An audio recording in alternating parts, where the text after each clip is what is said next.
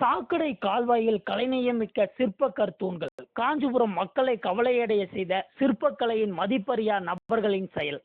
கோவில்களின் நகரம் எனும் புகழ்களுக்குரிய நகரேஸ்வர் காஞ்சியில் பல நுணுக்கமான சிற்பக்கலையில் சிறந்தும் விண்ணை முட்டும் அளவிற்கு உயர்ந்தும் நிற்கும் ஏராளமான கோவில் கோபுரங்களையும் அக்கோவில்களில் கலைநயமிக்க சிற்பக்கலை வடிவமைப்புகளுடன் கூடிய கர்த்தூன்களின் அழகினையும் பார்த்து வியக்காத மனிதர்களே இல்லை.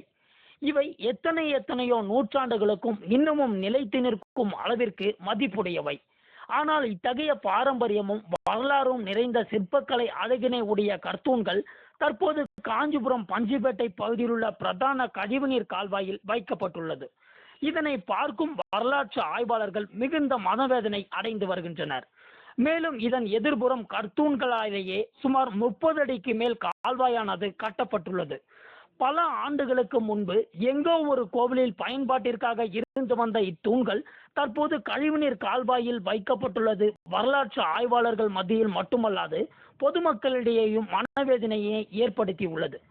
எனவே இது குறித்து இந்து அறநிலையத்துறை அதிகாரிகள் வரலாற்றின் மீதும் பாரம்பரியத்தின் மீதும் அக்கறை செலுத்தி எக்கோவில் கர்த்தூன்கள் இவை எப்படி இங்கு வந்தன என்பது குறித்து ஆய்வு நடத்தி சம்பந்தப்பட்டவர்கள் மீது உரிய நடவடிக்கை எடுத்திட வரலாற்று ஆய்வாளர்களும் பொதுமக்களும் கோரிக்கை விடுத்துள்ளனர்.